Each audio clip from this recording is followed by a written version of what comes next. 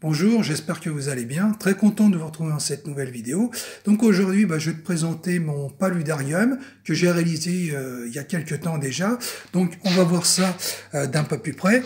Alors qu'est-ce que c'est un paludarium précisément? Alors un paludarium, c'est la création d'un espèce de marais, si tu veux, avec évidemment un substrat aquatique, mais aussi une faible profondeur d'eau. Et dans cette profondeur d'eau, elle se situe ici à 12 cm. Alors ensuite, le paludarium se constitue de plusieurs plantes. Alors d'une part, les plantes que tu vois, ce sont des plantes que j'ai achetées en pot, donc qui étaient dans de la terre. Donc j'ai pris soin d'enlever toute la terre et de bien les rincer. Ensuite, je les ai enterrées ou immergées selon les plantes. J'ai également rajouté des plantes aquatiques, comme une Anubia qui est fixée sur un morceau de pierre et par de la ficelle.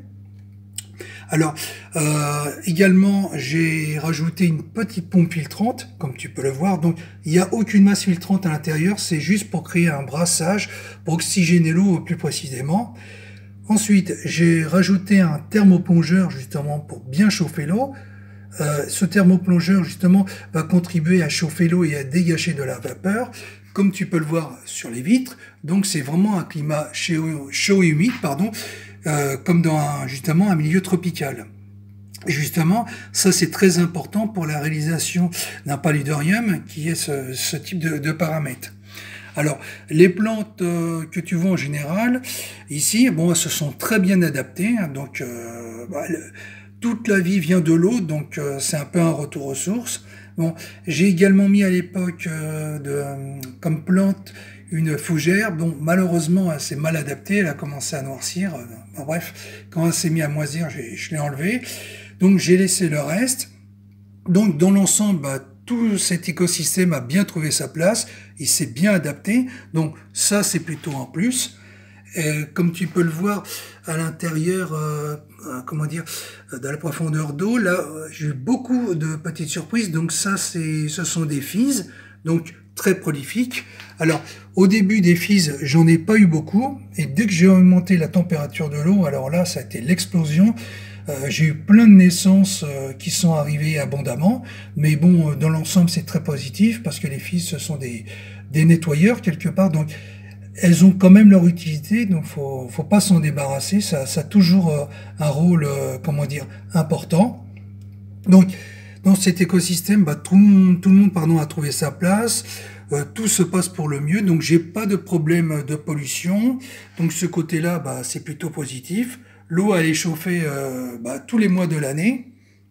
Donc évidemment, quand il fait trop chaud, j'éteins le thermoplongeur pour éviter une saturation au niveau de la température, ce qui serait pas évidemment très bon pour les hôtes, mais peut-être aussi pour les plantes.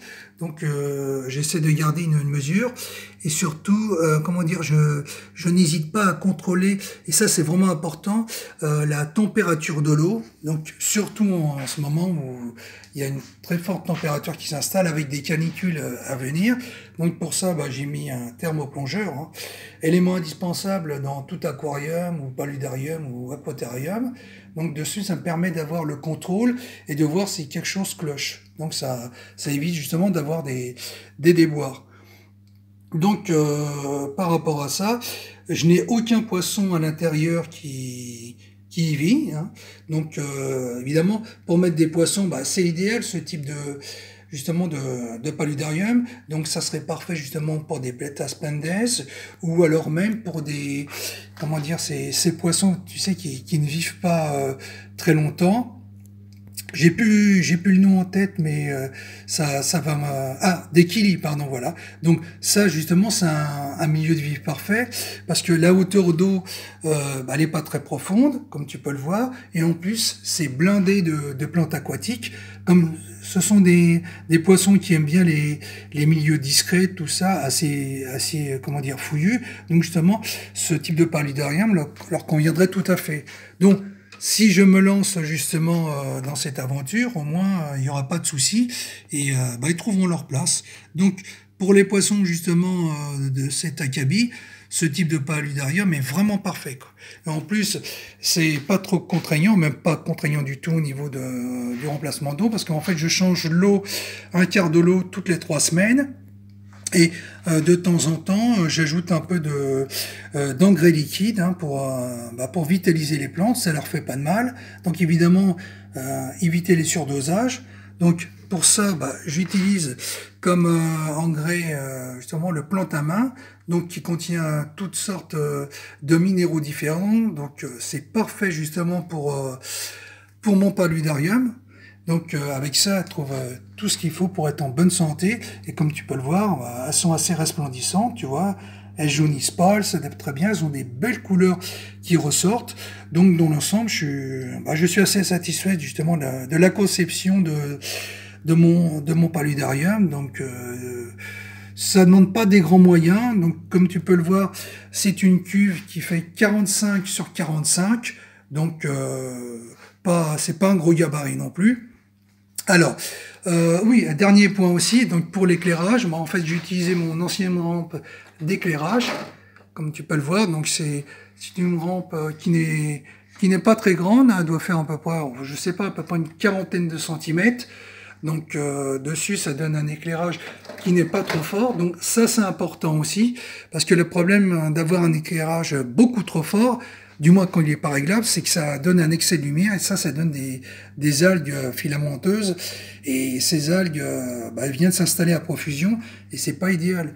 Et comme tu peux le voir, ici, j'en ai pas une seule, donc ça c'est vraiment parfait, et j'ai jamais rencontré d'algues. Donc comme quoi, éviter un excès de lumière, c'est pas plus mal non plus.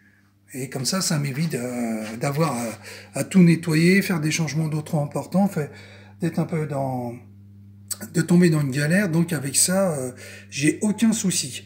Et évidemment, dessus, tu as des petites plaques, comment dire, grillagées hein, pour créer une aération. Ça, c'est important aussi. Il faut surtout pas que le tout soit fermé. Sinon, on arrive à une saturation totale et c'est pas très bon pour le milieu, quoi. Voilà, et puis pour l'entretien, comme je t'ai dit, hein, je remplace un quart de l'eau toutes les 3 semaines. J'en profite pour nettoyer un peu les parois qui se couvrent de saleté. Et puis la pompe, je la nettoie occasionnellement pour qu'elle garde un bon fonctionnement. Et voilà, donc tout ce petit monde cohabite parfaitement. Donc pour un coût raisonnable, tu peux te faire plaisir, mais ça peut aussi fonctionner avec un aquarium de 40 cm. Hein. Donc après, tout est question de taille, d'équipement, de plantes, mais au moins ça coûte pas une fortune pour se constituer un petit paludarium, de taille moyenne dans ce cas-là, et se faire plaisir. Voilà, on arrive à la fin de la vidéo. J'espère que ça t'aura intéressé. Si c'est le cas, n'hésite pas à liker, à t'abonner pour pas rater les prochaines vidéos. Et en attendant, prends soin de toi.